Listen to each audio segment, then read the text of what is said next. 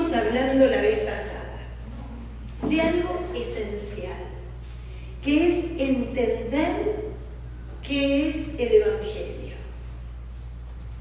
Que lo que primero nos viene a la cabeza si alguien nos pregunta ¿qué es el Evangelio? Y es un libro, o son los 4 libros, y sabemos bien que hay 4 evangelios, que dan inicio al libro de la Nueva Alianza o Nuevo Testamento. Pero nosotros veíamos el mes pasado que es mucho más que eso. Habíamos leído el capítulo 1, versículo 1 del Evangelio de Marcos, que nos decía: este es el comienzo del Evangelio que entendimos porque es buena noticia de Jesús, el Cristo, el Hijo de Dios. O sea que lo que pudimos compartir es que el Evangelio es algo que mucho más que un libro. Es la buena noticia que cuando realmente la recibimos como tal, nos cambia la vida. Entonces nos preguntábamos, ¿no? Ahí sí ya, ¿es realmente el Evangelio, esto que conocemos, esto que leemos siempre, una buena noticia para mí? ¿O simplemente un libro que habla acerca de Jesús? Que una de las cosas que nos quedó claro es que ni es una biografía autorizada, ni es un libro de historia, ni es un libro donde yo puedo ir a buscar datos cronológicos o espaciales para que me conecten con un hecho histórico, sino que es la historia misma de la salvación para mi vida. Habíamos visto que cuando nosotros los agarramos y empezamos a leer el Evangelio de Mateo, el Evangelio de Marcos, el Evangelio de Lucas, nos parecen, ¿se acuerdan cuál es la característica que tienen? A ver si me escucharon la vez pasada, ya se deben haber olvidado. ¿Qué son? Sinópticos, se llaman sinópticos. ¿Por qué? ¿Qué es lo que nos parece? ¿Qué son? Y son iguales. Y yo les pregunto, ¿son iguales? No. No. Porque, ¿de qué se trata? ¿Se acuerda? Cada uno de los evangelistas, esto según... ¿Qué me denota el según? Según lo que pensaba el evangelista o la persona que lo escribió.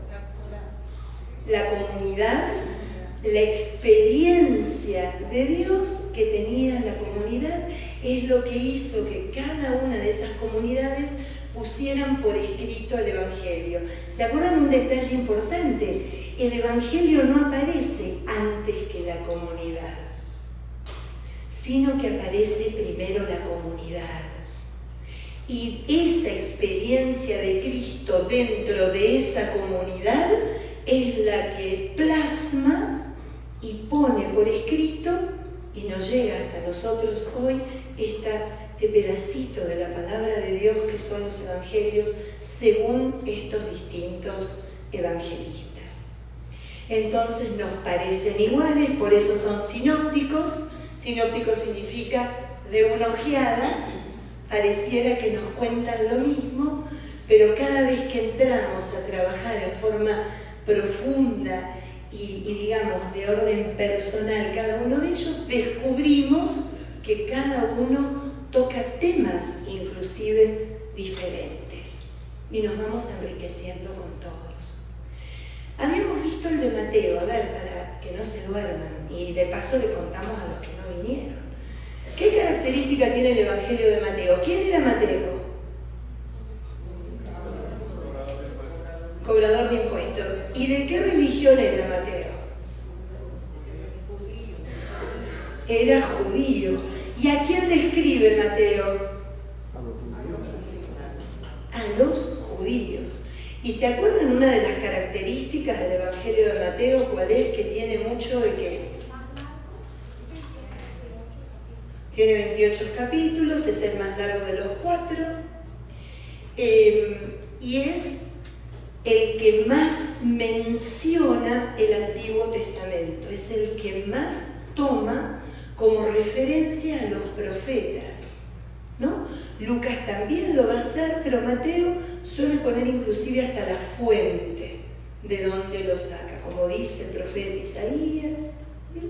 Lucas también va a hacer lo mismo, pero Mateo lo hace de una manera bien clara, porque al ser judío y al escribir dentro de una comunidad para judíos, lo que les quiere demostrar es que este Cristo es el cumplimiento de todo lo anunciado. ¿Se acuerdan que yo les decía? Es el evangelio de ¿quién? Del Emanuel, del Dios con nosotros, el Dios encarnado. Mateo no anda con ideas, Mateo nos propone vivir el evangelio de manera concreta. De hecho, que se acuerdan que el Sermón de la Montaña es el más largo, que nos va a decir cómo vivir esta ley de Moisés que ellos habían de alguna manera deformado o le habían quitado la parte profunda, la parte espiritual, y se habían quedado con la norma, se habían quedado con el qué o con el que no. Pero Jesús, a través del Evangelio de Mateo, les va explicando el cómo. El cómo, que tiene que llevar siempre a algo que perdura en ese Evangelio, que es el cambio de corazón, la metanoia. Mateo siempre va ahí, a que hay que cambiar el corazón. Por eso es el Evangelio de un Dios encarnado.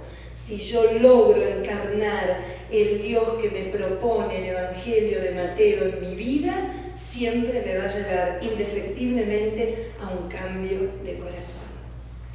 ¿No? ¿Para qué? Para que al final, en el capítulo 25, nos da la clave. En el juicio a las naciones, no a los judíos, no a los convertidos del judaísmo, a las naciones, a todo hombre, se le va a juzgar en base a que a cómo cumplió la ley o a lo que hizo con el hermano en necesidad.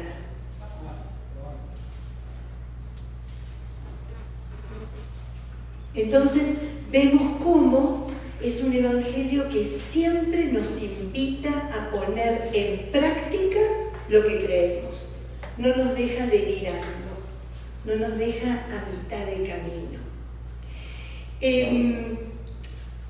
Después vimos al Evangelio de Lucas, que así como indicamos que Mateo, que venía del judaísmo y que había sentido en su corazón ese amor de Dios, que cuando pasa frente a la mesa de la recaudación de impuestos era tan fuerte el amor de esa mirada, ¿no? Que lo puso de pie y lo empezó a seguir.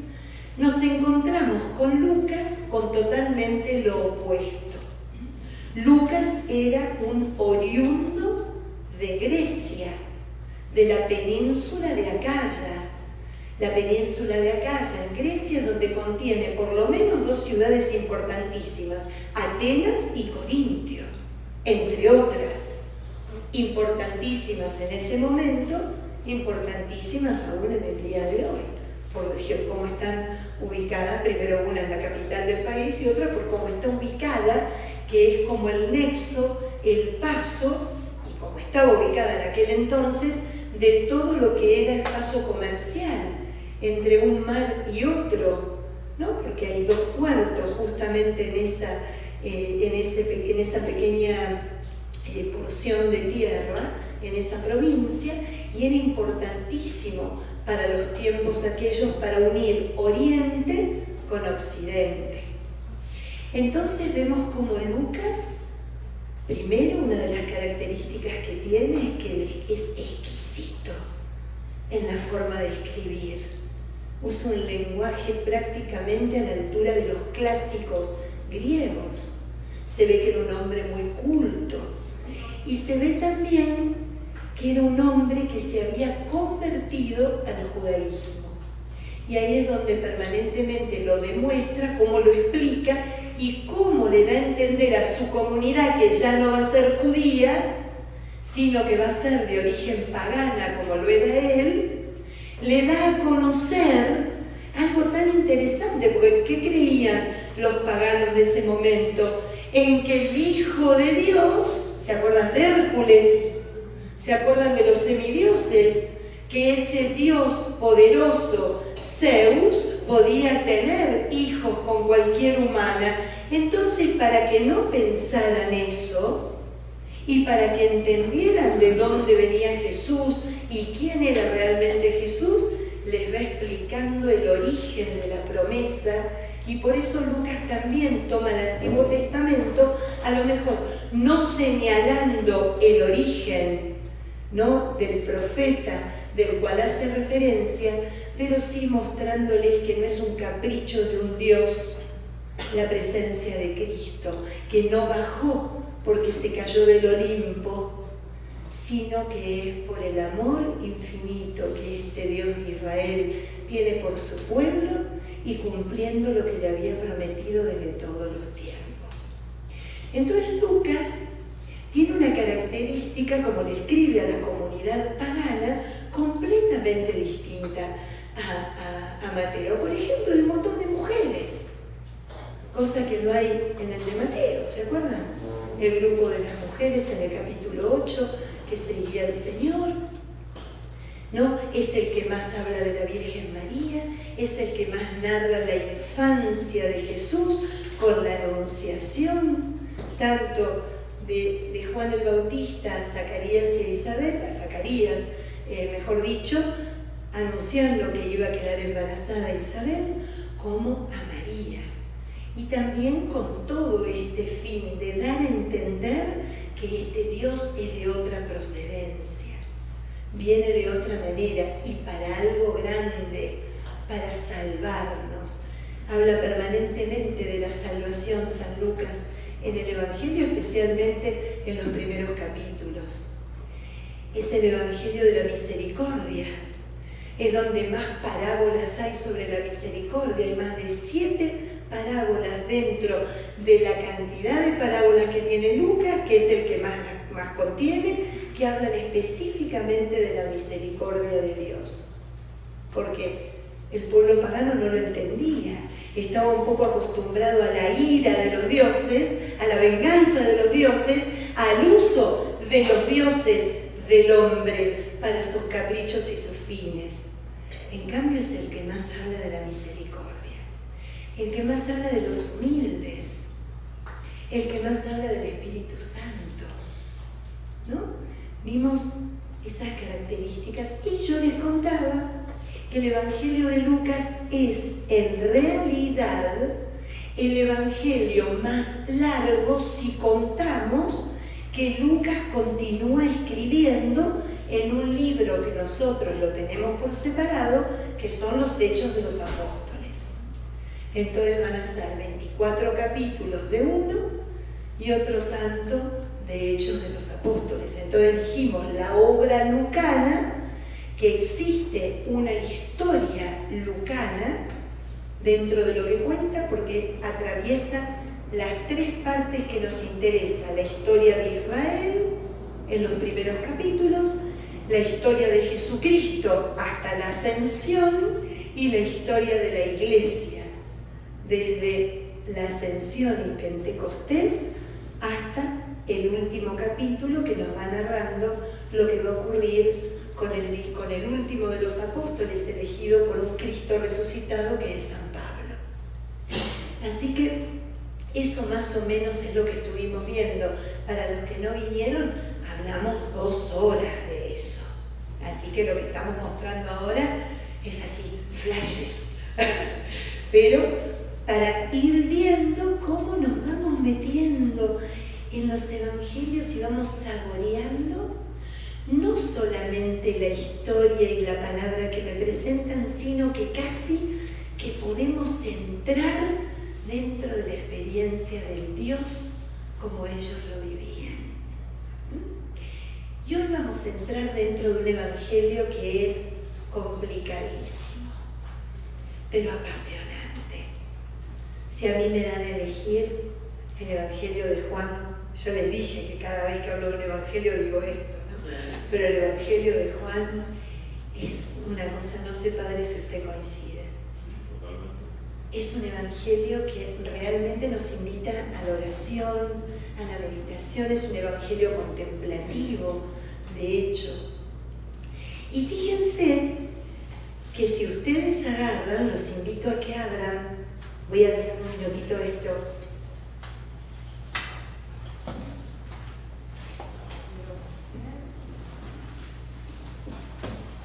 Miren, si ustedes abren el Evangelio al final de todo, en el capítulo 21, en el último capítulo.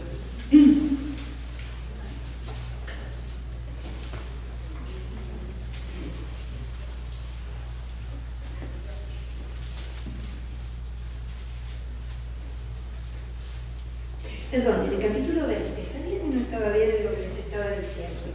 En el capítulo 20,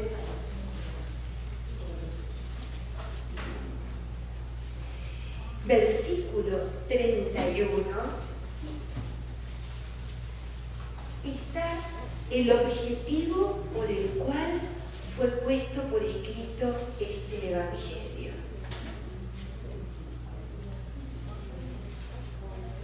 Ya se puede leer desde el 30 para que entendamos bien de qué viene diciendo el evangelista, ¿no? Otras muchas señales o otros muchos signos hizo Jesús en presencia de sus discípulos, que no están relatadas en este libro. Estas quedan escritas para que crean que Jesús es el Mesías, el Hijo de Dios, y para que creyendo tengan vida por medio de Él. Fíjense que acá está el signo o el club o la pista por lo cual esto se está cayendo. Ah, me parecía, ¿no? Yo me iba agachando. ¿Cierto? Yo me iba agachando y digo, bueno, el peso de la palabra de Dios. Yo veía y esto se ponía cada vez más así. No, está mal, pero se ve que a lo mejor al darlo vuelta yo lo desajusté. Gracias, muchas gracias. Fíjense que vamos a entender, cuando terminemos hoy de explicar lo que quiere decir esto, que es el centro y el corazón del Evangelio de Juan. Esto fue escrito no para que sepamos más, para que aprendamos más, sino para que creamos. Pero con una característica, que no es un creer como una manera ligada a una operación intelectual, ¿no? Esto no tiene que ver solamente con lo que creo con la cabeza, sino que es el creer como lo entienden los judíos, porque es un evangelio tremendamente judío, más judío que el de Mateo. El creer del evangelista Juan y del evangelio de Juan significa adherir con la vida entera a quien que le estoy creyendo, a aquel a quien le estoy creyendo. Vamos de nuevo, porque es diferente. Yo, por ejemplo, puedo decir, creo en Dios. Todos creemos en Dios, ¿no? Pero lo más difícil es primero creerle a Dios. Es fácil creer en, pero ya creerle ya hace que en mí se produzca un movimiento interior. Porque yo puedo decir, creo en Dios, sé que existe, pero puede ser que exista, pero esté tan alejado de mí que no digo, pero yo creo en Dios. Juan nos invita a otra cosa. Juan nos invita a que nos animemos a creerle y a vivir como Él nos va demostrando que vive. Por eso termina como termina esa frase, diciendo, esto fue escrito para que crean y creyendo tengan la vida eterna. A ver, no es condenatoria, o sea que nosotros podemos interpretar cuando no entendemos el sentido judío, todos aquellos que no creen se condenan. En el sentido judío yo les digo otra cosa, todos aquellos que no creen se la pierden. ¿Es claro? Porque me invita a que yo viva como Cristo y por eso, porque además Juan tiene una característica como Lucas, esto de la vida eterna no es un banco de ahorro para el futuro, sino para que hoy, viviendo como Cristo, yo ya pueda degustar la vida eterna en mi vida.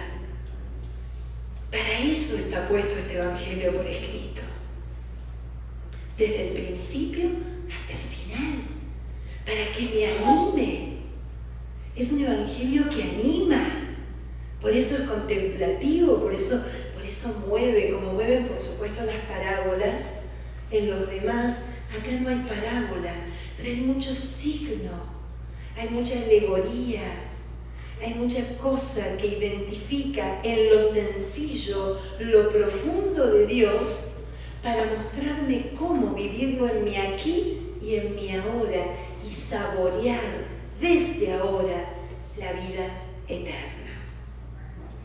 ¿Entienden la diferencia? Porque si yo no entiendo el creer judío, puedo vivirlo, claro, si vos no creés te vas al infierno. ¿Es claro? Y no dice eso Juan.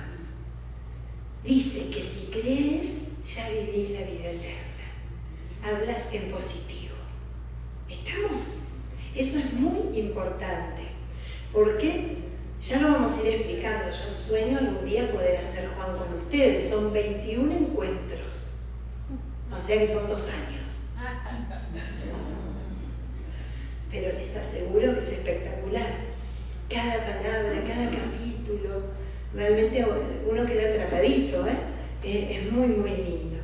Pero bueno, fíjense cuál es el signo. ¿Se acuerdan que cuando yo les expliqué el origen de los evangelios, les comenté que cada evangelio está representado por uno de los 4 vivientes, por un signo que Jerónimo nos invitó a que lo pudiéramos identificar, entre otros. Y a Juan lo identifica el águila.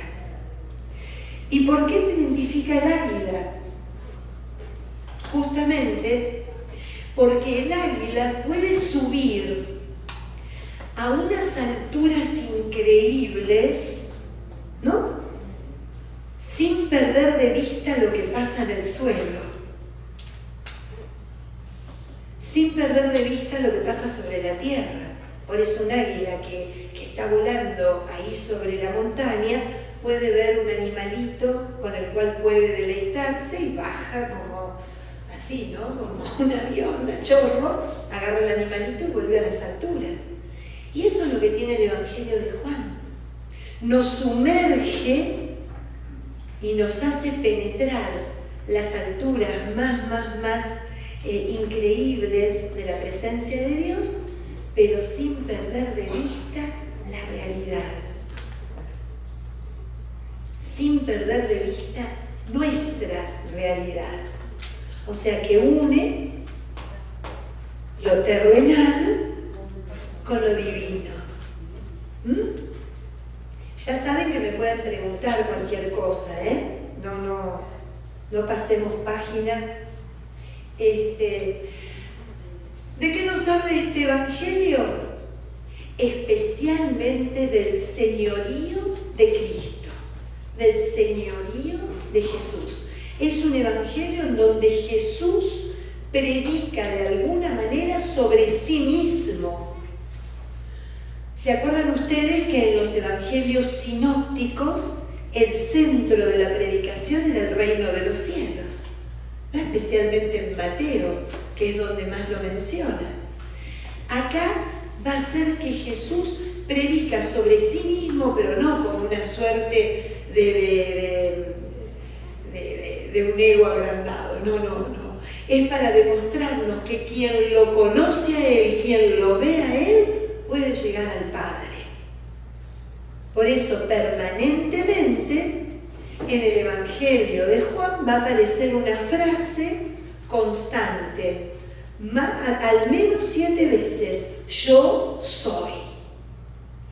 Yo soy. Yo soy el buen pastor. Yo soy el agua viva. Yo soy el pan bajado del cielo. Yo soy el camino, la verdad y la vida. Yo soy la resurrección y la vida.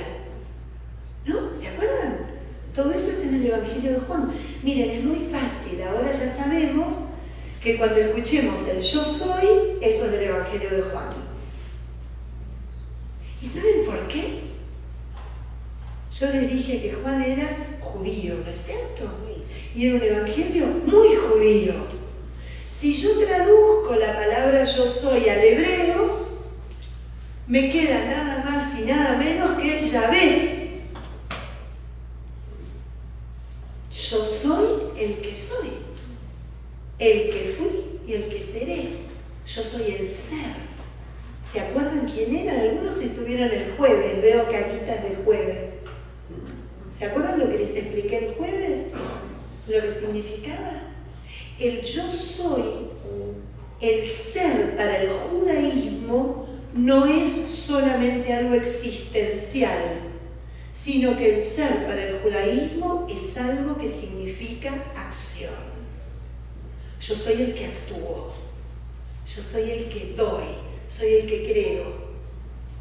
Y es eso lo que va a ir demostrando a través de este evangelio. Cada vez que dice yo soy, por supuesto que está escrito en griego, y en griego el yo soy es ego eimi.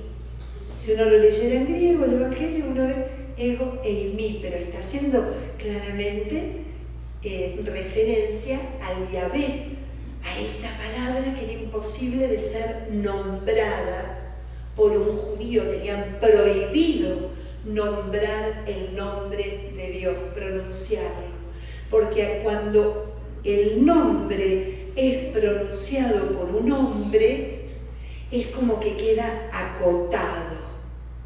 Acuérdense lo que le dijo iba a decir Adrián es mi marido, siempre lo meto, cuando hablo de Adán, lo meto a Adrián, y cuando hablo de Abraham, también lo meto a Adrián. Siempre el pobre está. Después lo cargo porque digo, hoy estuve hablando de Adrián. Acuérdense, cuando se terminó la creación, Dios le dice algo a Adán. Toma las cosas, nómbralas, ponerles un nombre. Porque para el judío poner un nombre es apoderarse de. Entonces Adán, al ponerle nombre a la creación, las cosas de la creación, se apoderó de ellas. Por eso hay que tener cuidado que las cosas no se apoderen de nosotros,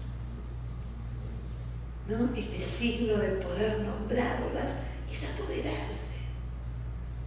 A Dios no se lo puede nombrar porque nadie se puede apoderar de Él, porque es muy grande, es mucho más grande que cualquier ser humano. Y les voy a hacer un secreto. Esto es Patricia Weinberg, ¿eh? Me hago cargo. El nombre de Jesús tampoco es un nombre propio. ¿Por qué significa Yeshua? El que salva. Fíjense qué interesante. Yahvé es el que es y su Hijo es el que salva. Siempre llamamos a Dios por lo que hace en nuestra vida. Y el otro va a ser el Paráclito, el que está a nuestro lado. es el que está a nuestro lado. Entonces, fíjense qué interesante que no le ponemos un nombre, sino que de alguna manera lo estamos denominando por la acción que tiene en nuestra vida, ¿no? El que nos da el ser, el que nos da la salvación y el que nos defiende o nos asiste, ¿no? Fíjense, las locuras mías no tienen por qué. ¿Cómo? No, son cosas que nos ayudan, como Nowen, en uno de sus libros, no me acuerdo ahora si es El crecimiento espiritual o...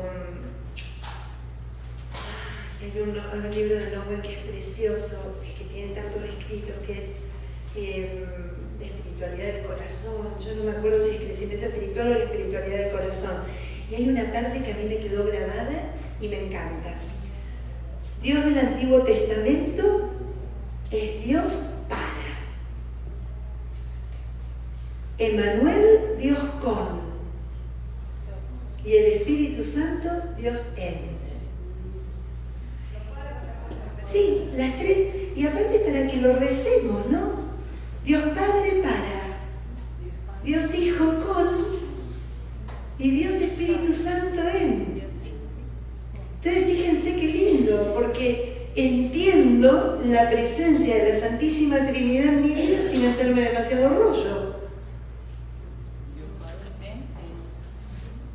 Para, con y en. ¿No? Se puede definir con esas tres preposiciones. Me pareció tan lindo que se me quedó.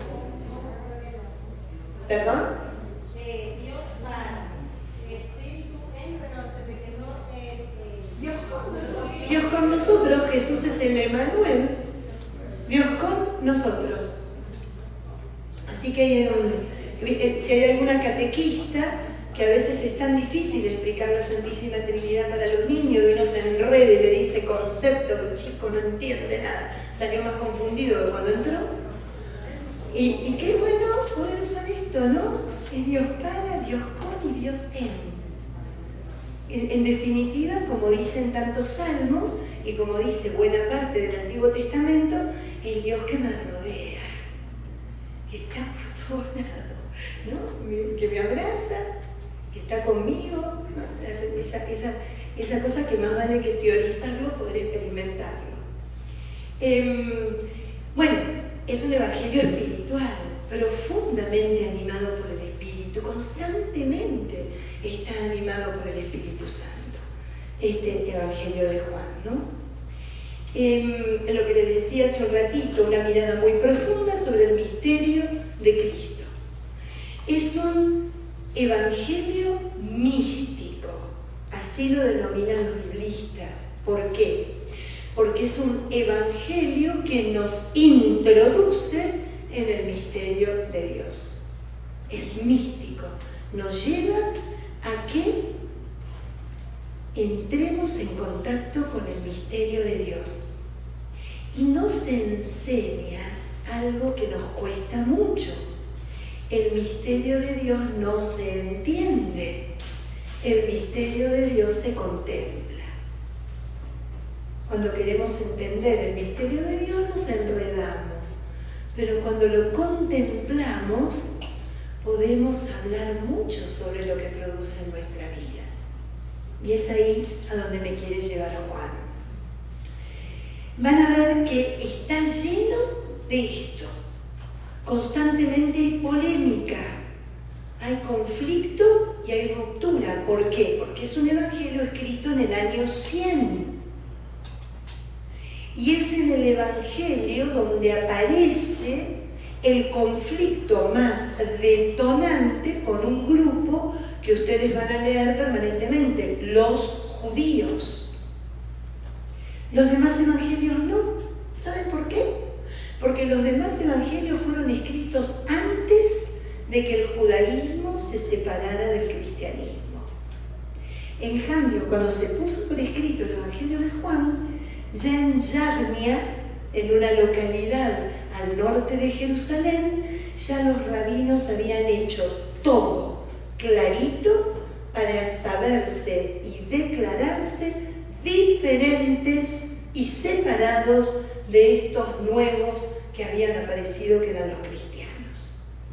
Entonces, por eso aparecen los judíos como los otros, mientras que en los demás no. En los demás, ¿se acuerdan quiénes aparecían? Los fariseos, los escribas, los saduceos. Acá aparecen los judíos, que en definitiva les quiero contar que es lo mismo, porque cuando dicen los judíos, no es que están hablando no están hablando en contra del pueblo judío, sino con ese nombre quiere hacer mención a las autoridades de Israel, pero las nombra de una manera diferente que el resto de los evangelistas. ¿Estamos bien, Fátima? ¿Sí? ¿Podemos seguir? ¿Entienden? Ustedes preguntan, ¿no? Aparte que si están... ¿Qué no entendiste? No, pero pregunta. ¿Es complicado? Imagínate que si está claro como chocolate espeso.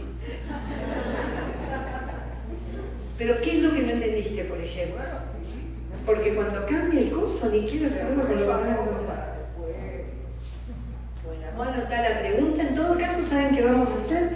Yo me saqué los... acá los tengo. Lo que pasa es que hay una luz que me atraviesa el reloj. Además de no ver, no veo por el reflejo. Lo que vamos a hacer es como a las 5:10 más o menos, dejar para preguntas, ¿les parece bien? Entonces, si tienen dudas, anótense la chiquitita para no olvidarse la pregunta. Porque a veces tengo dudas ahora, pero cuando seguís explicando, a veces explicás la duda. Entonces ya no tenés ninguna otra duda.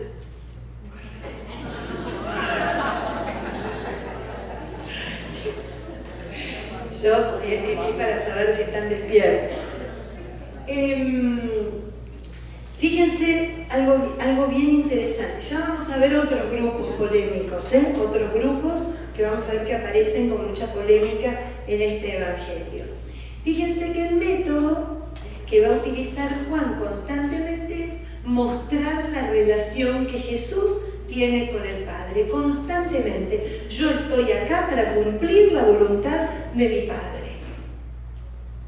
Vine para cumplir la voluntad de mi Padre. Quien me ve a mí, ve al Padre, le contesta Felipe en el capítulo 14 del Evangelio según San Juan. ¿No? Cuando le dice, muéstranos al Padre, y no, ay, Felipe, tuve tanto tiempo con ustedes, todavía no me vieron. Quien me ve a mí, ve al Padre. Y eso es lo que nos va a ir dejando claro. Quiere mostrar esa relación que tiene Jesús con su Padre. ¿Vamos bien? Bueno, ya sé que no, pero no importa, sigamos. ¿Quiénes son? El autor, cuando entremos al autor, nos vamos a pegar cada baile, pero bueno, prometo ser clarita. El autor es muy preocupado por su tiempo, no tiene muchos grupos. Ya les conté de los judíos, que son este grupo más numeroso y el que más menciona, pero ¿saben quiénes son los otros grupos? Los discípulos de Juan el Bautista,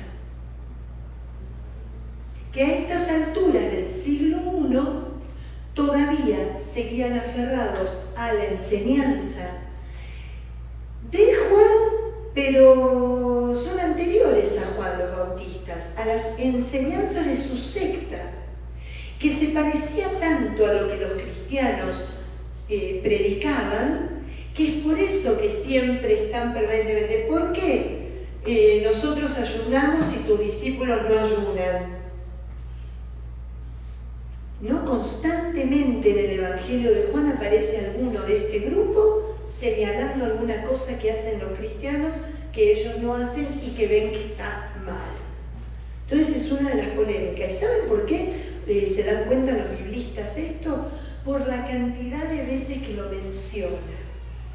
Por ejemplo, al principio, en el capítulo 1, es ese relato tan hermoso de que caminando por las orillas donde se encontraba Juan el Bautista, estaba Juan con alguno de sus discípulos, y cuando lo ve pasar a Jesús, le indica a sus discípulos: ese es el Cordero de Dios. manera muy interesante del evangelista de decir a los que se quedaron distraídos, miren que el Cordero de Dios es Cristo. No sigan aferrados a las enseñanzas de Juan, ¿no? Ese es el Cordero de Dios que quita el pecado del mundo. Entonces narra el capítulo 1 de Juan. Así es como los discípulos que estaban con él lo comenzaron a seguir. Y ese diálogo que no tiene desperdicio, ¿no? Cuando van detrás de él y Jesús se da vuelta, ¿a quién buscan? Y Andrés, el hermano de Pedro, le dice, ¿dónde vives? Rabí, ¿dónde vives? Y Jesús le hace esa invitación que es el core del Evangelio de Juan. Ven y verás.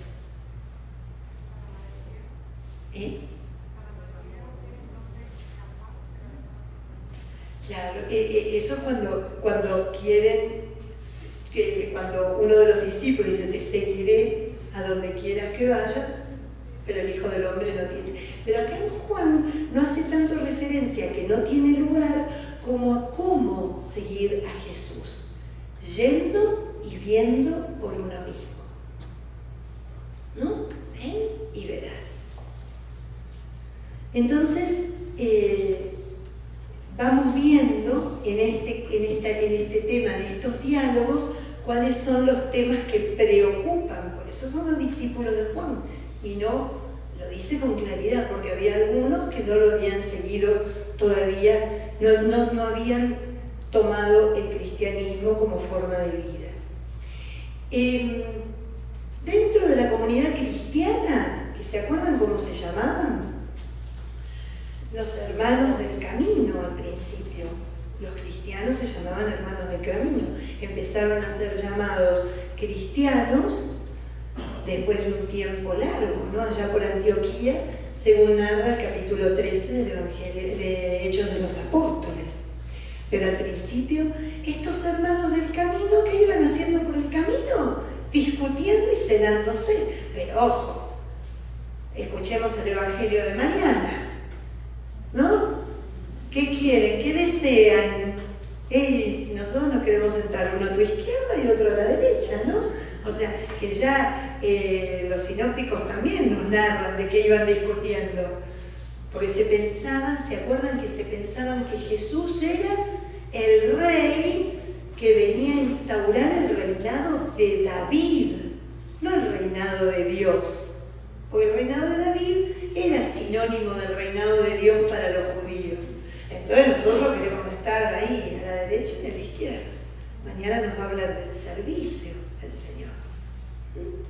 Entonces, fíjense que en Juan detecta en el fines del siglo I, en el año 100, que la comunidad cristiana permanentemente está con discusiones y con celos. Entonces, ¿de qué va a hablar Juan en toda su obra? Del amor. Si en algo se tienen que distinguir, es que se amen como yo los he amado, ¿no? Va a decir en su momento. Claro, los demás van a decir, amar a Dios por sobre todas las cosas y al prójimo como uno mismo. El Evangelio de Juan nos levanta la vara. Ya no nos podemos amar como nos amamos nosotros mismos, ya tenemos que amar como Cristo nos ama. Acuérdense que es para que crean y creyendo tener la vida eterna. ¿Y creer en quién? En Cristo, vivir como Él, amar como Él. Fíjense qué cosa más hermosa, que acaba de aparecer un personaje que no tiene nombre, que es el discípulo amado, ¿no? La importancia del amor verdadero, no el amor de violines, sino el amor verdadero. El discípulo amado, aquel que se siente tan profundamente amado que no tiene problema en amar. Ese va a ser el centro de la obra juánica, entre otras cosas. Y bueno, después aparece un grupo que son re complicados de explicar, pero que más o menos lo vamos a entender, que son los gnósticos. Siglo I, están a full los gnósticos. ¿Quiénes son los gnósticos? Son un grupo filosófico que era tanto judío como cristiano también después. El gnosticismo cristiano va a tener un auge muy grande a partir de este siglo, que creían en algo muy sencillo. Creían que la salvación venía por la sabiduría, por saber, por la gnosis, por el conocimiento. El conocimiento es el que me va a salvar. Entonces, los gnósticos les fascinó el Evangelio de Juan, pero tenían unas características espantosas. Por ejemplo, el gnosticismo no era dualista completamente. ¿Qué veía? Que todo lo corporal, todo lo creado, todo lo carnal era malo. Y lo único que era bueno y que valía la pena era lo espiritual. Había como una suerte de disociación. El Evangelio de Juan nos va a hablar también de la contra entre el cuerpo y el espíritu, pero no de esa manera, porque recordemos que el verbo, ¿qué se hizo? Carne. Entonces nunca puede ser algo malo.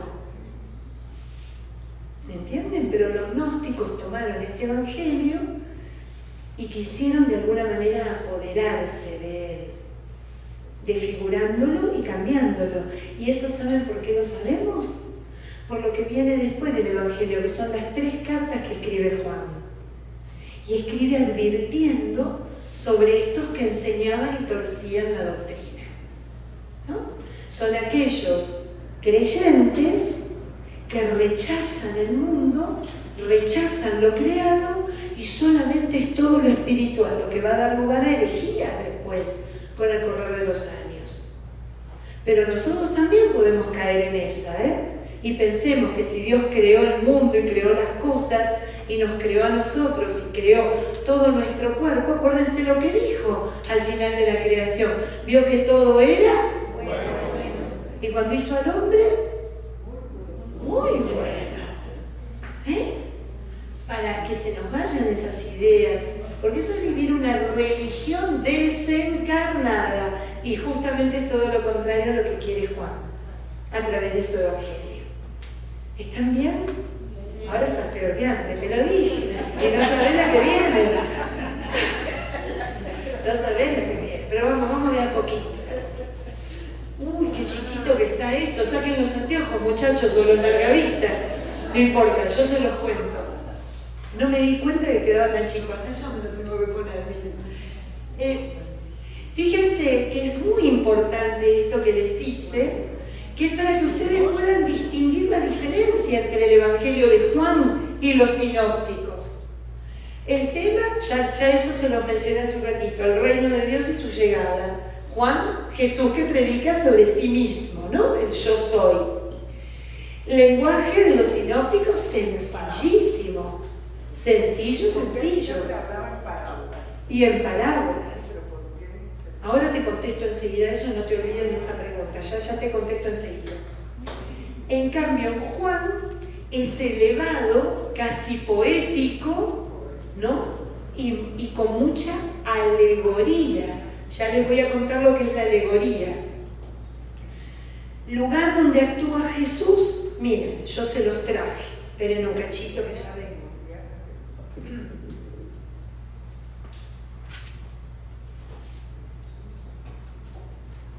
Para que entendamos. Acuérdense que en el Evangelio, los Evangelios, yo siempre les contaba la semana pasada que nos tenemos que acostumbrar a trabajar con mapa, porque en las Sagradas Escrituras la geografía es teología. La geografía habla de Dios, tiene todo un significado para que podamos entender mejor lo que estamos leyendo. Por lo general las Biblias tienen un mapita atrás. No sean vagos y vayan al mapita. Cuando dice una zona, vayan al mapita. Porque a mí me encantan los grandes. Y yo me lo despliego así para poder entender bien. Fíjense qué interesante. Pero ya esos nombres han cambiado. O sea, ¿cómo? Han cambiado. Por ejemplo, está Irlanda ahora. No, pero no vamos a ir a nosotros, nos quedamos en Tierra Santa. Cambió, eso cambió. No, en Tierra Santa por lo general los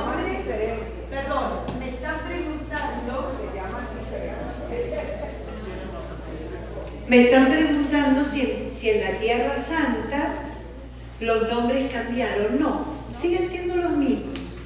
Y para ellos es muy importante mantener, porque al mantener el nombre mantienen la tradición. Y acuérdense que la tierra prometida judía se convierte en Tierra Santa cristiana. ¿Por qué? Porque en esa tierra se da cumplimiento a las promesas hechas al pueblo de Israel.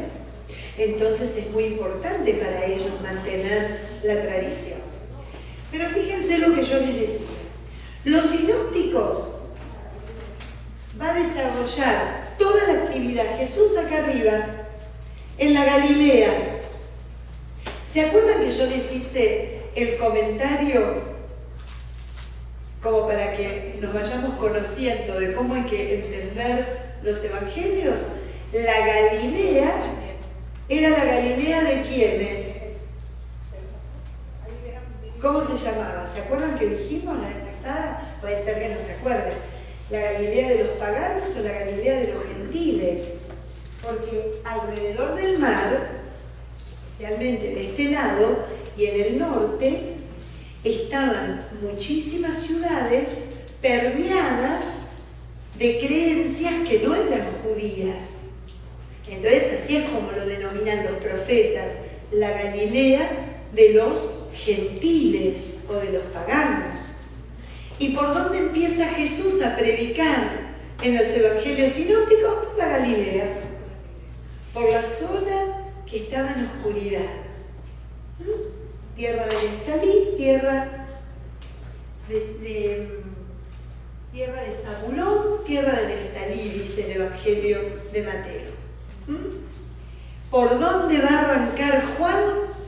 Juan casi todo el Evangelio es en Jerusalén, pero no en cualquier parte de Jerusalén, en el templo y en sus alrededores, por lo que nos va a querer demostrar.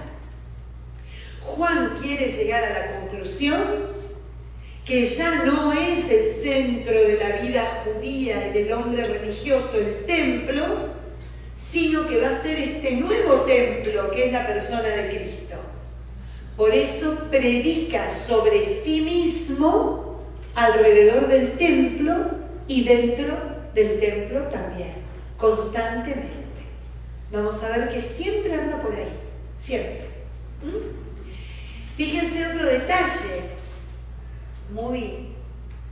que cuando los científicos empiezan, ven que los evangelios mienten, porque uno dice que murió un día y el otro dice que murió otro día. Y no.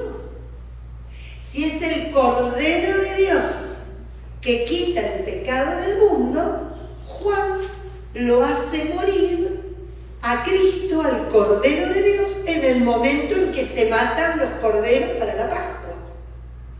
Entonces es en la previa. Es en el momento donde se mata, donde se sacrifica, el cordero que se va a consumir para celebrar la Pascua. Ya les dije, esto no es cronología ni historia, me importa poco eso. Lo que me importa es el sentido que le da el evangelista para que entendamos por qué lo escribió de esa manera, para qué lo escribió de esa manera y para quiénes. En cambio, para los sinópticos, muere después de la Pascua, porque se acuerdan que durante la Pascua instituye la Eucaristía, en la primera noche del Pesaj, o de la Pascua judía. Pero no es que mientan, está bien que sea así, porque nos quiere dar a entender las formas como Jesús se queda y cómo Jesús de alguna manera le pasa a los apóstoles lo que viene después, que es la iglesia. Hagan esto en memoria mía, instituye la Eucaristía, instituye el sacerdocio. En Juan vemos el padre Heriberto Rivas, si algunos ven EWTN, suele tener unos programas, es un biblista espectacular, estudió en Roma, fue profesor mío en un curso que hice del profesorado de Ciencias Religiosas, y es realmente una eminencia. Ha estado presente, por ejemplo, en el sínodo que convocó Benedicto XVI sobre la palabra de Dios como consultor. Es un hombre brillante. Entonces tiene un montón, y la tesis de él, de su doctorado, fue el Evangelio según San Juan. Entonces lo van a ver mucho porque la publicó y fue mi libro de estudio, que cada vez que quiero hablar de Juan, uno de los libros, mejor dicho, mi libro base, es este de Luis, del padre Luis, ¿no? Así que bueno, vamos a seguir. Uy, acá qué rollo. Pero yo tengo obligación de decírselos esto. ¿Quién escribió el Evangelio de Juan? ¿Fue el evangelista el autor de este Evangelio? Vamos a sacar cuentas ahora en un ratito. ¿Fue el discípulo amado? ¿Fue el apóstol Juan? ¿Fue la comunidad? Los cuatro. Los cuatro. Primero, porque bueno, acuérdense que para nosotros es palabra revelada de Dios, ¿no? A los hombres. Y como tal, nosotros creemos que Dios revela a un hombre en tiempo y lugar su palabra, y éste lo pone por escrito de acuerdo a su cultura, de acuerdo a su ambiente, de acuerdo a lo aprendido. ¿No? Acá no pasa como en otras religiones que el hombre pierde el sentido y escribe, y cuando se despertó resulta que hizo 15 volúmenes de la enciclopedia. No, eso pasa con otros. El Dios judeo-cristiano nunca hace que perdamos nuestros sentidos para darse a conocer, porque es un Dios dialogante, y que quiere encontrarse con nosotros como nosotros estamos. Bueno, eso mismo le pasó a aquellos que se llaman agiógrafos, que significa escritores sagrados. Desde el Concilio Vaticano II, un poquito antes también, hay un documento que no me acuerdo el nombre, unos años antes, se llegó a la conclusión que las Sagradas Escrituras tienen dos autores. Antiguamente se decía que era solamente Dios. Y desde unos años antes del concilio, en la Constitución Dei Verbum, quedó claro que existe la doble autoría. Dios como inspiración y el hombre como concreción. Es la doble autoría de la palabra de Dios. ¿Estamos bien? Pero acá tenemos cuatro. Es complicadísimo esto, pero van a ver que se los hice bien sencillito. No te preocupes. Bien, ya se descartó que el Zebedeo, el hermano de Santiago, el pescador, nuestro joven Juan, se descartó que tuviera alguna relación con la escritura de este Evangelio. Y que el discípulo amado que aparece en el Evangelio en varias oportunidades sin nombre, era un discípulo de Jesús, contemporáneo a Jesús, no apóstol, discípulo de Jesús, que vivía en Jerusalén y que no pertenecía al grupo de los 12, como Lucas tampoco perteneció al grupo de los 12, Marcos tampoco perteneció al grupo de los 12. Después de la Pascua, cuando digo después de la Pascua es después de la resurrección y de la ascensión al cielo, fundó una comunidad en Jerusalén, basándose justamente en la tradición de Jesús, compartiendo lo que había sido su experiencia de Cristo con esta comunidad. Fíjense qué interesante lo que dicen. Esto es los biblistas, ¿no? Son las personas que se encargan de estudiar a los evangelios. Dicen, debe de haber dejado algún escrito con esas enseñanzas y esas transmisiones y esas experiencias. Y ese escrito es aquel en el cual se fundó el que lo va a poner por escrito al final casi del siglo I, que es un evangelista. Cuando uno dice evangelista es porque escribió el Evangelio, ¿no? Que no es el discípulo amado, sino que es el que toma la enseñanza y la experiencia o el testimonio del discípulo amado y de su comunidad, ¿no? Pero fíjense que es importante esto, un destacado miembro de la comunidad. ¿Por qué destacado miembro de la comunidad? Porque se nota que la persona tenía una cultura tremendamente grande de formación. Sabía muchísima filosofía griega, sabía muchísima religión judía, estaba muy formado dentro de las dos cosas. Y que ha vivido en Éfeso, donde según los padres de la iglesia se escribió este evangelio, en Éfeso, entre los años 98 y 117. Recogió la predicación del discípulo amado y lo consignó en un escrito, que tampoco es la última edición. La última edición fue el último de los redactores, que se menciona como el presbítero Juan, como que era un anciano de la comunidad que se denominaba Juan, que tenía el nombre de Juan también, ¿no? Que después de la desaparición del evangelista culminó la obra escrita como la conocemos nosotros, sin el último capítulo y sin varios capítulos que están entre el capítulo 13 y el capítulo 17, que fueron puestos con posterioridad casi en el siglo II, 100 años más tarde que se terminara el Evangelio de Juan. Porque cuando uno viene leyendo el Evangelio, se da cuenta que dice, por ejemplo, miren, lo vamos a ver ahora, porque a mí me gusta mostrárselo para que lo entiendan. Van a ver que está clarito eso. Vayan ustedes un minutito al capítulo 13. Me quedo acá escondida para buscarlo aprovechando el atril.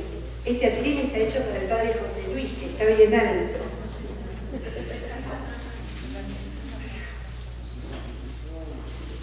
Fíjense, en el capítulo 13, en el versículo, miren qué interesante, en el versículo 30, capítulo 13, versículo 30. 13, 1, 3. 13.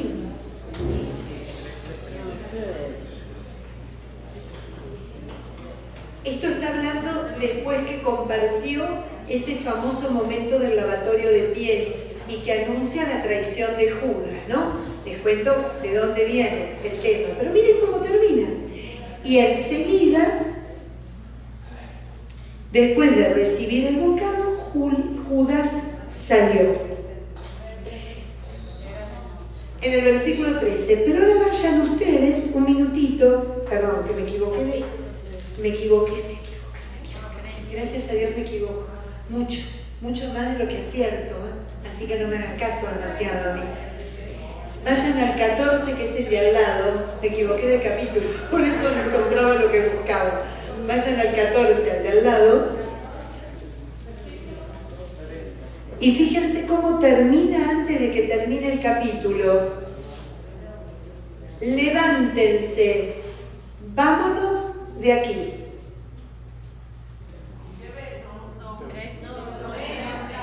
Capítulo 14, la última frase, si tanto hinché con el 13, es el 14, perdónenme. Me equivoqué porque decía lo mismo, Judas salió. ¿Lo encontraron? Última frase que utiliza el capítulo 14 es: levántense, vámonos de aquí. Bueno, miren, vayan ahora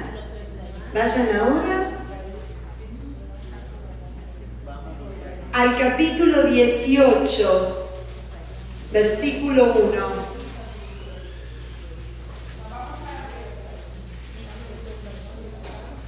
Del capítulo 14, ahora nos estamos yendo al 18, versículo 1. Dicho esto, salió Jesús con los discípulos al otro lado del torrente Cedrón. Entonces, todo lo que hay en el medio, 15, 16 y 17, que se los conoce como discursos de despedida y oración sacerdotal, son agregados posteriores. Entonces los biblistas dicen realmente de la frase final del capítulo 14, para seguir el relato del Evangelio tengo que saltearme al 18, capítulo 1. ¿Entienden? ¿Cómo pasan estas cosas? Y nos vamos dando cuenta, el capítulo 21 es un agregado. Es un agregado porque se dieron cuenta de que había muy poco sobre Pedro. Entonces había que poner la primacía de Pedro, ¿no? Y en el capítulo 21 están las famosas 3 preguntas: Pedro, ¿me amas? Pedro, ¿me amas? Pedro, ¿me amas? Apacienta mis ovejas. La confirmación de Pedro como la roca, la columna de la iglesia, ¿no? Entonces, ven cómo con ese tipo de estudios se van dando cuenta lo que va siendo agregado y demás. Y además, los padres de la iglesia ven, por ejemplo, San Ireneo, padre de la iglesia, y no más en el siglo II, la iglesia de Éfeso, fundada por Pablo y en la que permaneció Juan hasta los tiempos de Trajano, es un verdadero testigo de la tradición de los apóstoles. O sea, se confirma que en Éfeso, en ese lugar que hoy día es Turquía, ahora les muestro, acá hay un mapa, fue el lugar de la composición del Evangelio. Acá, Éfeso queda acá, miren. Acá está Israel, para que vayan entendiendo las distancias. Acá está la Tierra Santa, en este lugar, y Éfeso queda acá, en este punto. ¿Y por qué se fueron allí? Porque después de la destrucción del templo todos los judíos fueron perseguidos.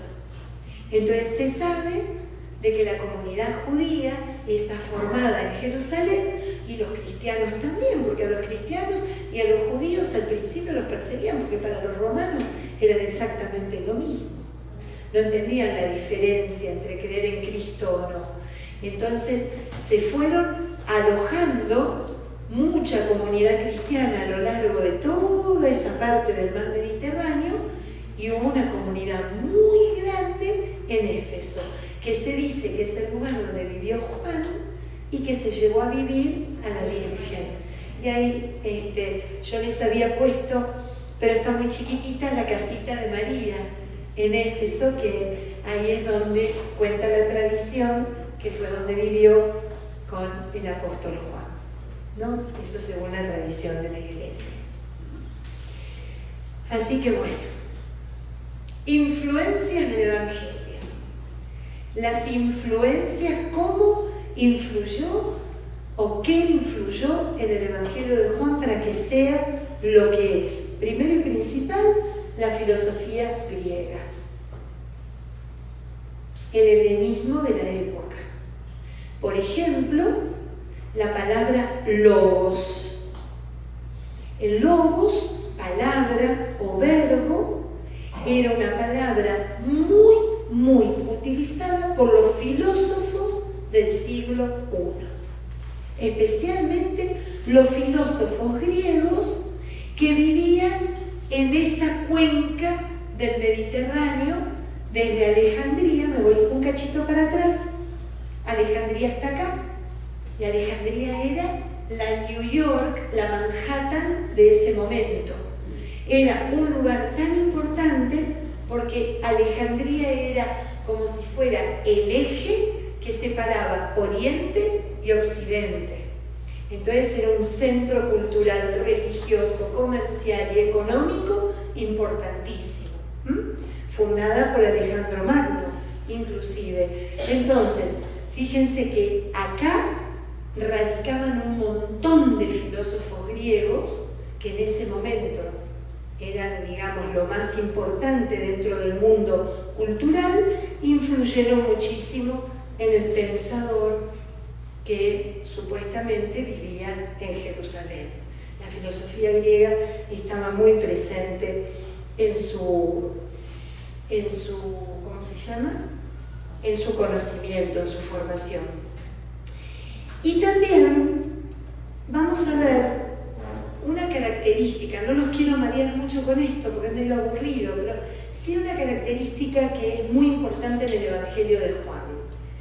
Se nota que hay como una influencia del judaísmo de Palestina, o sea, del judaísmo que vivía en la Tierra Santa, pero también del judaísmo que vivía fuera de la Tierra Santa.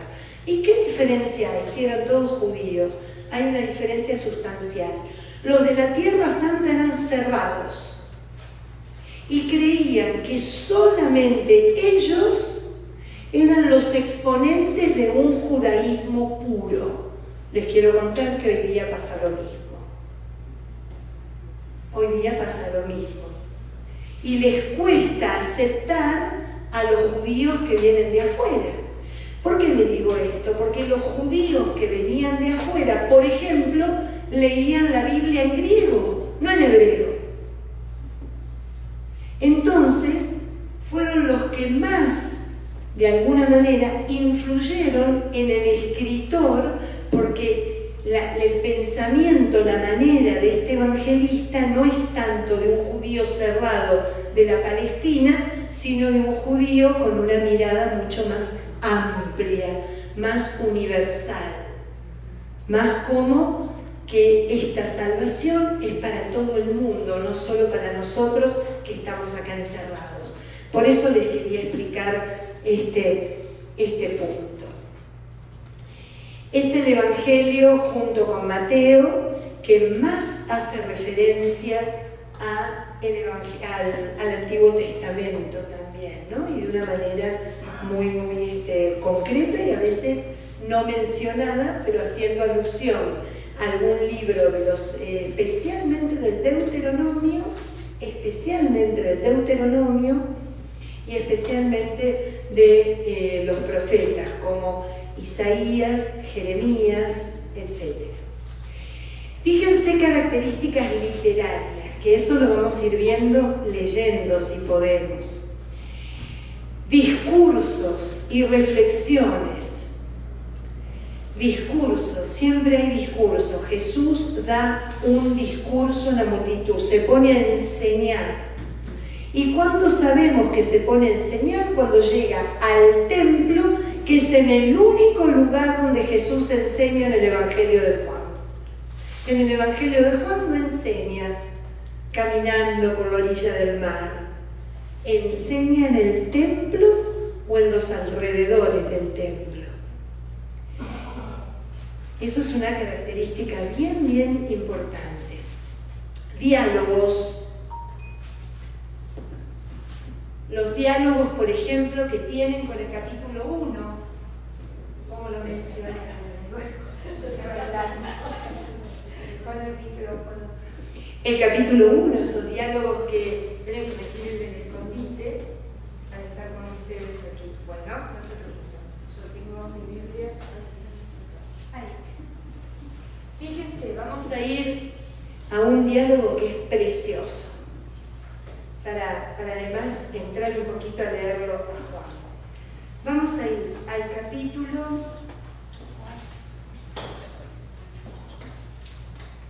3. Acá se dan 3 diálogos. Del capítulo 3 en adelante, ustedes se van a encontrar con con 3 personas que se encuentra Jesús.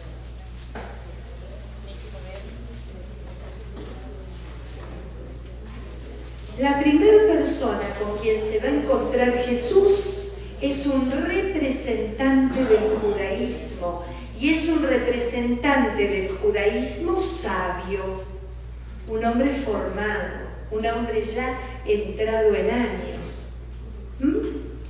El segundo diálogo en el capítulo 4 va a ser con una mujer que representa el sincretismo religioso que para Israel era como una herejía, la samaritana. Y en la samaritana va a ser el encuentro de Jesús con ese pueblo. Y el último diálogo que tiene en esta serie va a ser con el centurión, cuando le pide por favor que sane a su esclavo. Y el centurión, en el centurión, Juan nos va a poner la representación del mundo pagano. Entonces fíjense qué lindo, porque si bien hay 3 personajes, Nicodemo, la samaritana y el centurión, cada personaje me va a hablar de un grupo. Y la manera con que Juan me invita a que yo me meta en ese diálogo es en que no me quede en la superficie, sino que también me atreva a ir a la profundidad por debajo de la letra, para que en un momento determinado desaparezca Nicodemo, desaparezca la samaritana, desaparezca el centurión y me quede yo hablando con Jesús. Ese es el objetivo, de alguna manera, del evangelista. Pero vamos a ir, por ejemplo, a alguno de estos diálogos. Miren con Nicodemo.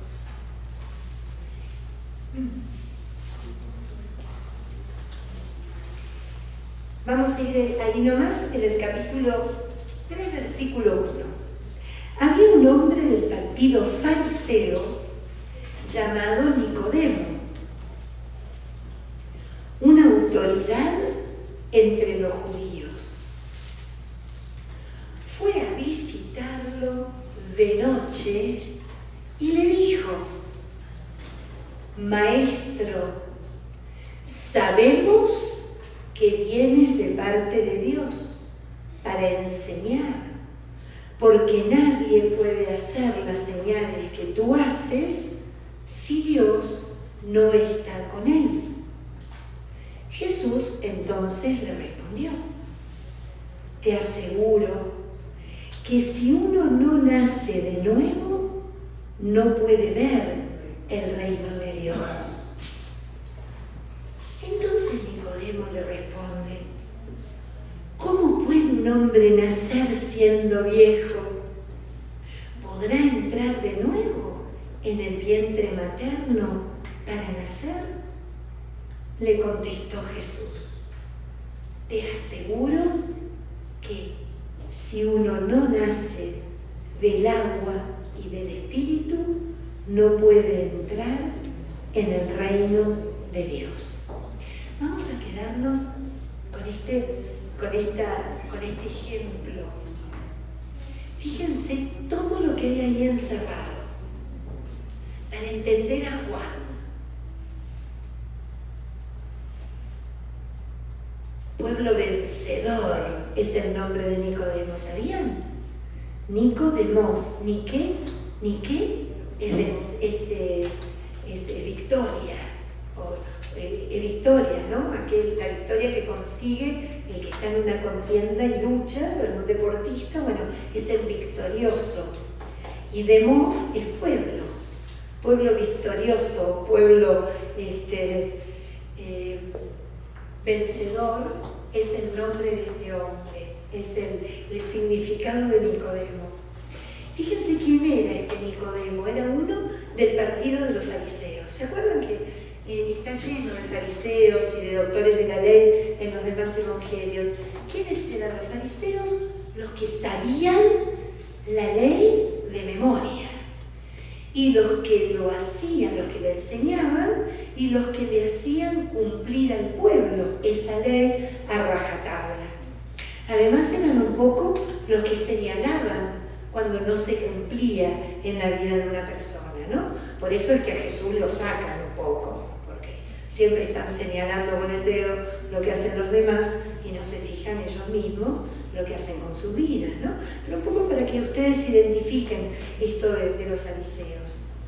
Esto dicen que era una autoridad entre los judíos. Podemos pensar tranquilamente que formaba parte de la corte de justicia, que era el Sanedrín. Podemos llegar a pensar que era alguien bien de peso dentro del judaísmo. Y lo fue a visitar de noche. Entonces todos nosotros acá nos hacemos un rollo, claro. Fue de noche porque tenía miedo. Lo primero que pensaba, para que no lo vean sus compañeros. Fue de noche para que nadie lo vea, así brotadilla. Eso que puede llegar a ser así, y no tengo por qué no pensar eso. Juan me dice, Patri, si pensás eso solamente, te quedás con el papel y tirás el regalo. ¿Por qué? Porque la noche de Nicodemo es con respecto a su fe. Fue de noche en relación a su creencia.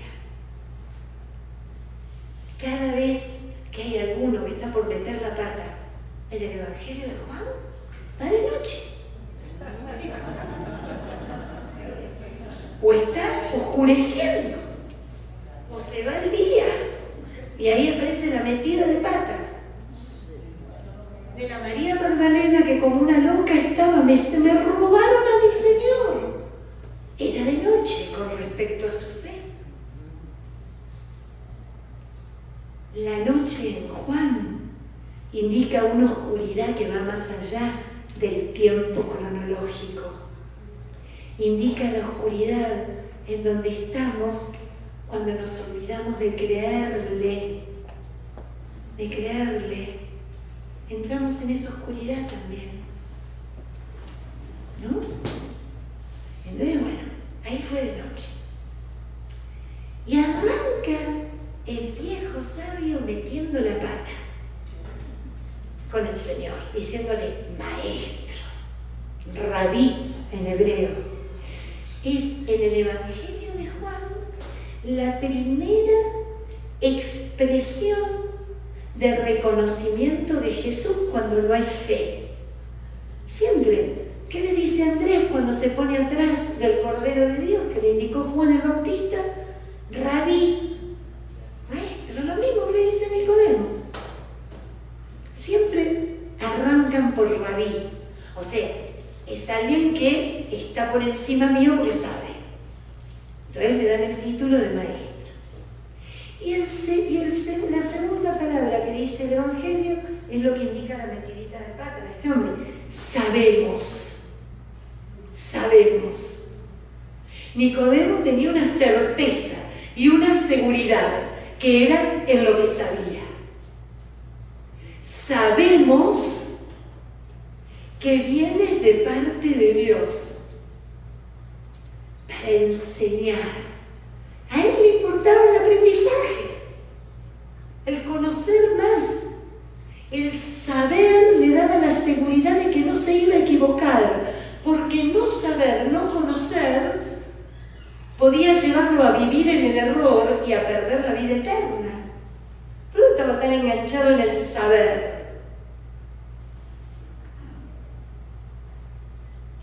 Porque nadie puede hacer las señales que tú haces si Dios no está con él. ¿No? Nicodemo vendría a ser alguien así que nos quiere explicar a Dios de acuerdo a lo que dice el libro, no de acuerdo a su experiencia con Dios. Es alguien así, que sabe mucho, pero no, ¿y qué te pasa vos con Dios? ¿Cómo era tu vida antes y después? Y obvio, ¿qué hace el Señor? Te aseguro, Nicodemo, que si uno no nace de nuevo, no puede ver el reino de Dios. Imagínate imagínense este viejito, porque era viejito, él mismo dice, ¿cómo puede un hombre viejo? O sea, no le estamos juzgando, pues él se considera viejo. Imagínense qué loco, ¿no? Nicodemo fue a ver cómo pasar sus últimos años de vida sabiendo algo más. ¿Y qué hizo Jesús? Lo invitó a nacer de nuevo.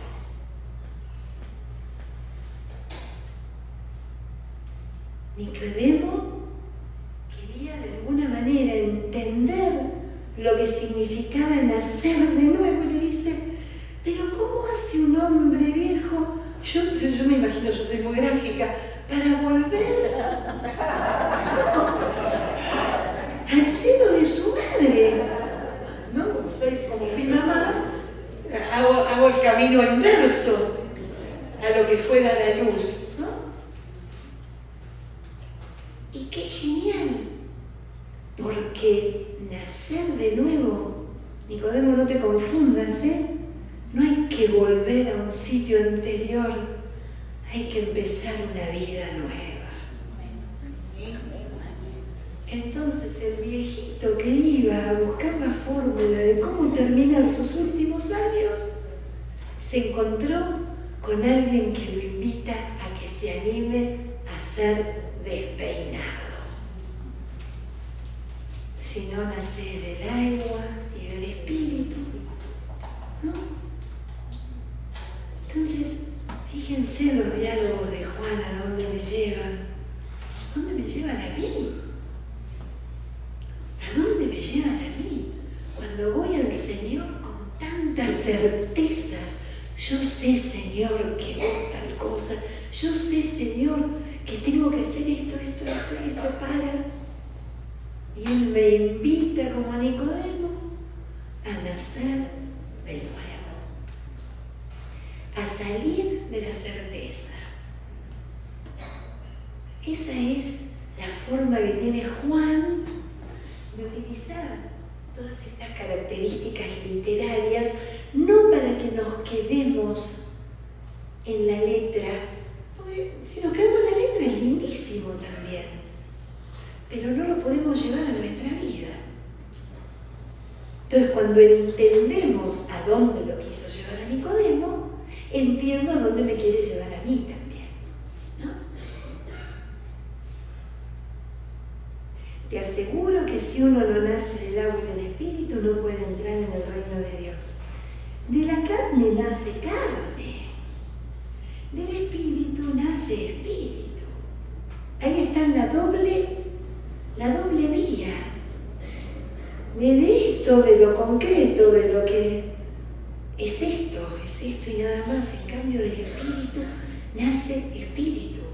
Y fíjense, no te extrañes si te he dicho que hay que nacer de nuevo. El viento sopla hacia donde quiere, oye su rumor, pero no sabes de dónde viene ni a dónde va. Así sucede con el que ha nacido del espíritu. No tenés que saber tanto, Nicodemo. Te tenés que dejar llevar por el viento. Y ni se te ocurra cerrar la ventana. Entonces,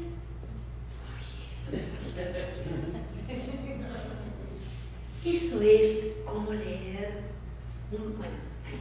uno de los tantos diálogos que tiene el evangelista Juan. Si vamos al 4, ¿qué hora es? La verdad que yo los felicito, porque van a ser 2 horas, están ahí todos. ¿Están cansados? No. Hacemos una cosa. A ver, déjenme ver. Otro diálogo que me fascina es con Natanael, con nuestro querido Bartolomé.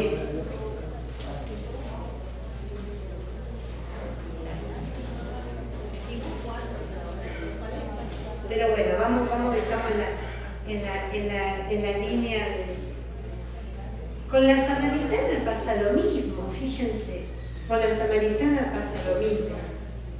En el capítulo 4. Fíjense el diálogo. A ver si yo puedo.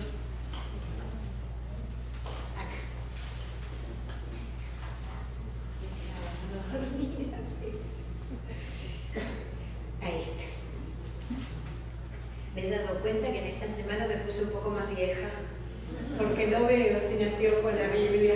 Y hasta hace una semana la leía sin anteojo perfectamente. Un problema muy grande. Fíjense el diálogo con la samaritana también, ¿no? Esta composición de la samaritana del capítulo 4 que es preciosa, porque aparte encierra tanta característica. Una mujer, miren un poquito, que quiero, acá estamos. En el versículo 5,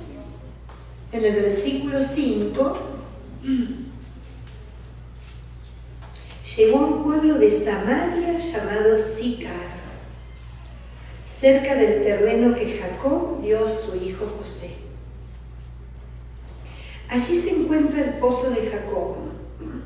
Jesús, cansado del camino, se sentó tranquilamente junto al pozo.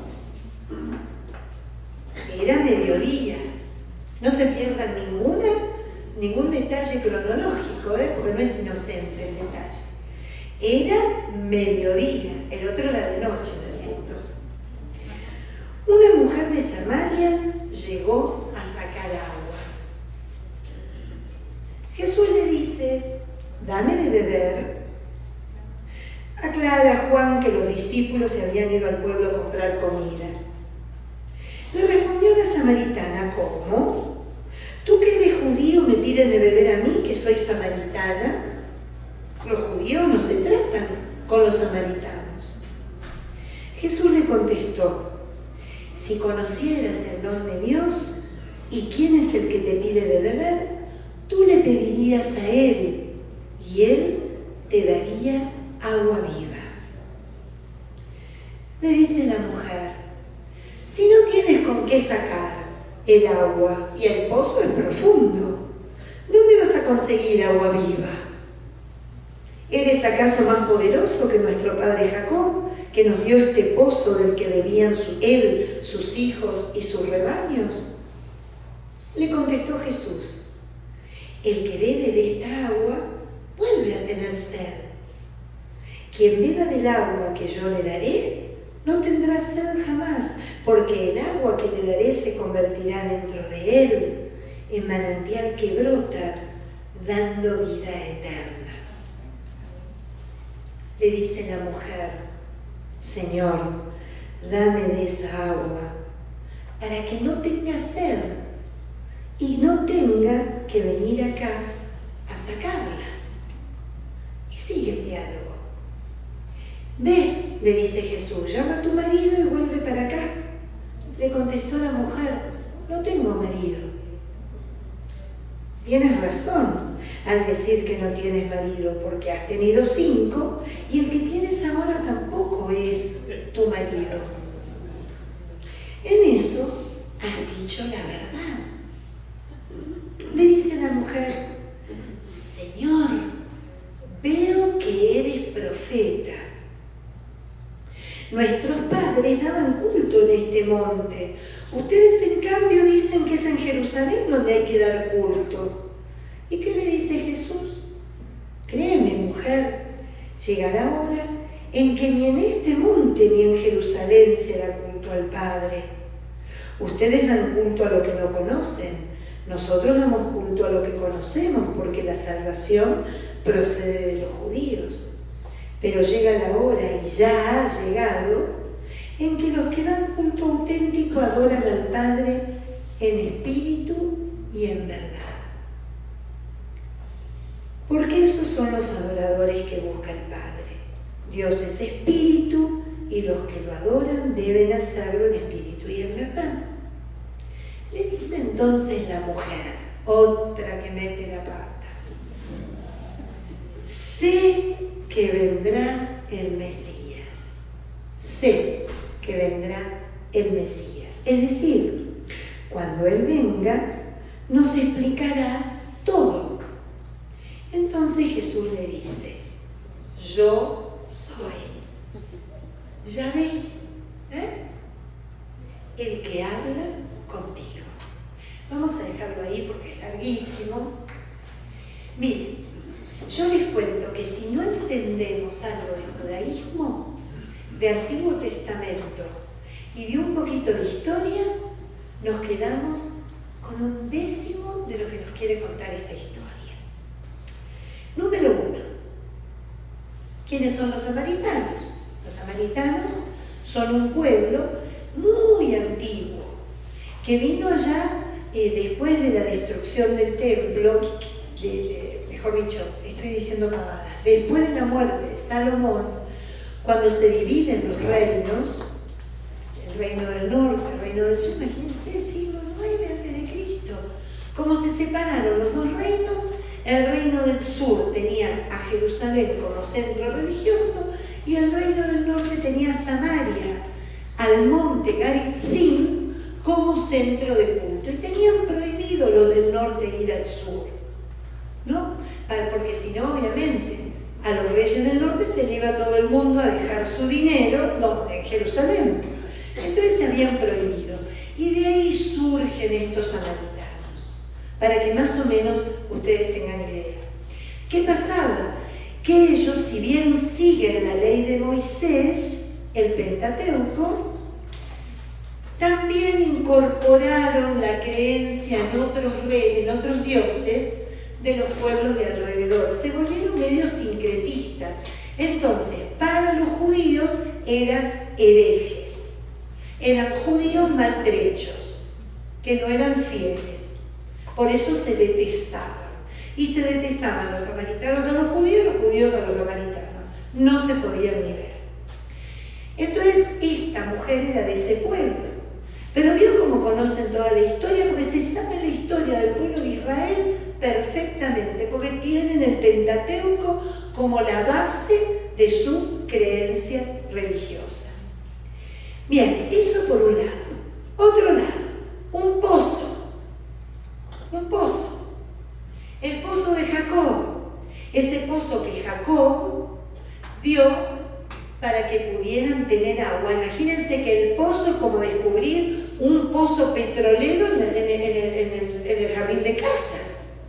Estamos hablando del desierto. Créanme que sigue siendo desierto hoy, un poquito más verde, menos verde, pero el desierto es desierto, y mucho más Samaria, es el lugar de donde estamos ubicados con este relato. Pero ¿qué pasaba con los pozos? El pozo en el Antiguo Testamento no solo era un lugar que simbolizaba la vida, porque daba agua y por ende podían usarla para regar, para bañarse, para darle de tomar al ganado, a las personas, etc., sino que en los pozos era el lugar donde se encontraron las parejas más famosas. Por ejemplo, Séfora con Moisés, donde se encontraban y se enamoraban las parejas de los patriarcas. Entonces, en los pozos, lo que indicaba era que cuando había un encuentro de un hombre con una mujer, era para el desposorio. Por ejemplo, ¿no? Eso es otra característica. Vamos deshilachándolo. Esta samaritana vemos que la reputación era un poquito discutida, ¿no? Por lo que le dice el Señor. Es así, ¿verdad? Porque no son tus maridos, los anteriores no eran y este tampoco, ¿viste? La muchacha tenía complicación para formar una familia, una pareja. Ahora bien, fíjense que los maridos pueden ser tranquilamente los dioses de los pueblos que rodeaban a la Samaria, o los dioses en los que creían algunos samaritanos, además del Dios de Israel. Y Jesús le dice, y el de ahora tampoco lo es.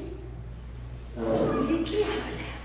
Porque la samaritana nunca había hecho una relación nupcial con cada uno de ellos. Se puede hacer una relación nupcial con el único y verdadero Dios, con el Dios de Israel, que es, como nos dice el profeta Oseas, aquel que me lleva al desierto y me abra el corazón para volver a enamorarme. Y para que yo vuelva a tener una relación con Él, de novios, de esposos. Es un Dios que quiere ser uno conmigo, como es el marido con la mujer. Fíjense el Cantar de los Cantares, fíjense la figura que va a traer San Pablo de Cristo con su iglesia. Es un Dios que la relación que quiere es nupcial. ¿Y saben dónde lo manifestó? En el primer signo del Evangelio de Juan, que son las bodas de Caná. No era ejemplo cualquiera que fuera en una boda y que lo que convirtiera fuera agua en vino. ¿Por qué? Porque el culto a Dios de Israel era un culto estéril, frío, seco, que no llevaba a la pasión y a la vida en común.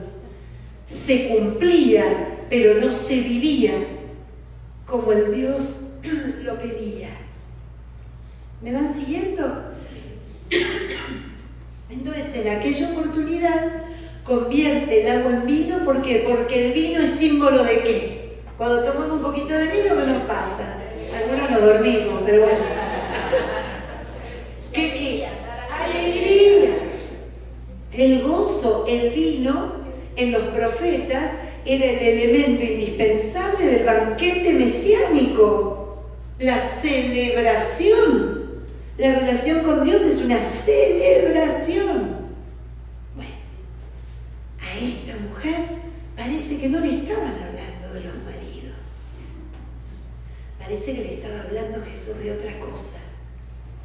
Y se encuentra ahí porque quiere otra cosa con ella.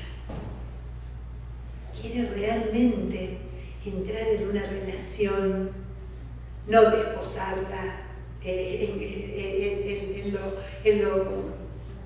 en lo humano, sino desposarla. Ay, gracias, porque me estaba ahogando conmigo misma. Gracias, qué amor. Quiere desposarla uniéndose a ella y siendo una sola cosa desde lo espiritual y desde lo vital. Pero hay algo curioso, esta mujer igual tenía algo, porque no hay nadie en su sano juicio que a las 12 del mediodía agarre un cántaro y vaya a buscar agua a un pozo en Samaria. Se iba a la mañana o se iba al atardecer, nunca a las 2. Por eso es importante. ¿Qué indica? Que rehuía de la gente. Tenía problemas, no quería ser vista. No quería ni ver ni ser vista. ¿Por qué le digo esto? Por cómo termina la historia. El encuentro con el Señor, que la hace sacar, la hace salir como a Nicodemo de lo que sabe, por una teóloga la tipa. Le decía dónde tenían que rendir culto uno, dónde tenían que rendir culto el otro, que no se llevaba, que cómo podía ser, que debía que... Y el Señor quería que fuera su sed. Quería que descendiera su sed. Quería que descendiera su sequedad para poder sentir realmente la necesidad de pedir el agua viva que Él le estaba ofreciendo. Por eso no importaba lo que sabía. Siempre nos lleva a un plano mucho más profundo Cristo en el Evangelio de Juan. No importa lo que sepas, importa lo que seas, el cómo estés, en lo que necesitas, en lo que deseas. Ahí es por eso los verdaderos adoradores son en espíritu y en verdad. ¿Cuál es la verdad? La verdad de cómo estoy, cómo soy, lo que necesito, lo que deseo. Miren todo lo que engloba este diálogo. ¿Y cómo termina? Que la mujer va a salir como una loca, dejando el objeto por el cual había ido al mediodía a ese pozo, que era el cántaro. Tampoco es inocente lo que dice Juan. Dejando el cántaro, salió al encuentro de los demás a decir a quién había encontrado. De discípula pasó a ser misionera. Esa figura tan de Evangelii Gaudium y de Aparecida y tan de Francisco y de Benedicto que tanto nos pide la Iglesia a todos nosotros. Salió, ya no tuvo miedo de encontrarse con los demás. Y es muy lindo cómo termina la historia, porque la misionera que da testimonio de sí mismo desaparece, porque los samaritanos que le van a decir, no te vayas a creer de que creemos por lo que vos nos contaste, sino que creemos por lo que nosotros experimentamos. Fueron otros que fueron y vieron, ¿no? ¿Entienden cómo se debe leer el Evangelio? Bueno, un ejemplo de algunos clubs, de algunas claves para leer el Evangelio de Juan. Y así pudiéramos seguir hasta las 3 de la mañana. Y me matarían, me colgarían para que no hable. Pero yo no sé la hora que es, pero yo prometí algo. Bueno, no tengan muchas dudas, porque tienen que ir a misa algunos. ¿Tienen alguna duda del evento? ¿Te quedó más o menos claro la cuestión? Sí. No sé si... A ver. ¿De quién es el Evangelio entonces? Porque hay 4 Juanes. Mira, el Evangelio es de Jesucristo. Vos me preguntaste de quién es el Evangelio. El Evangelio es de Jesucristo, porque los Juanes es según, pero el Evangelio es de Jesucristo. O sea, yo les explico esto para que vean cómo también la Iglesia en su evolución, cuando estudiamos Biblia y demás, nos pone en contexto la palabra de Dios, porque no somos niñitos y empezamos a sacar cuenta. Che, si el Evangelio se escribió en el año 100, ¿cuántos años tenía Juan? ¿Viste cómo vivían antes más que ahora? No es al revés, antes vivían menos que ahora.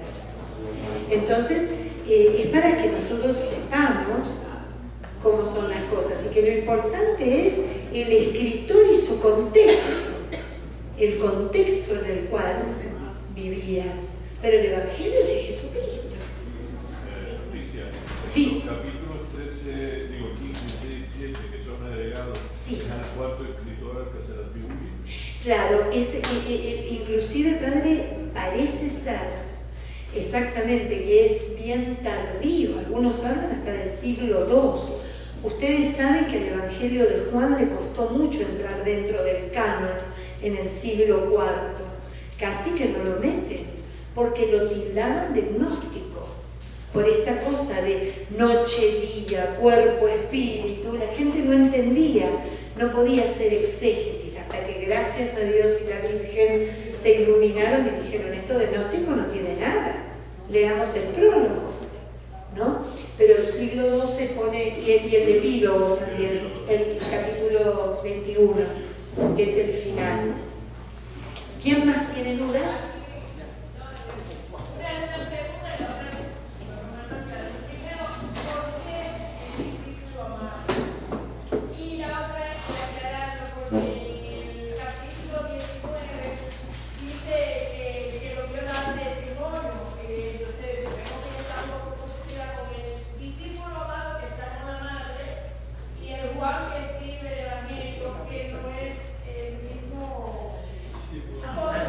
Está bárbaro. Mira, esto creo que les tiene que llegar a ustedes para que lo lean con detenimiento, que no hay incoherencia en lo que dice el Evangelio. Porque acordate que el discípulo amado, que es el que funda la comunidad, es el que cuenta la experiencia de Cristo dentro de la comunidad y pone la base del Evangelio como nos llega a nosotros, es el que narra eso. Entonces no hay absolutamente ninguna incoherencia al respecto. ¿Qué pasa? De esa tradición, de ese research, ¿cómo sería? De ese... claro, no investigación, sino fuentes. De esas fuentes es que se basan los otros dos para redondear y terminar el Evangelio como lo conocemos nosotros, pero en realidad se remonta a la presencia de este discípulo amado que efectivamente fue discípulo de Cristo. ¿Y por qué es amado? Porque es justamente una de las características principales de todo discípulo cristiano. Nosotros tenemos que sentirnos amados del Señor para poder recostar nuestra cabeza en su pecho, permanecer a los pies de la cruz y entender que cuando resucitó era cumpliendo lo que nos había anunciado con anticipación. De hecho, que son una de las tres cosas donde lo vamos a ver al discípulo obrando, ¿no? ¿Alguna otra consulta? Siempre confundo. Sí. Agiógrafo significa escritor sagrado. Eso es lo que significa en griego.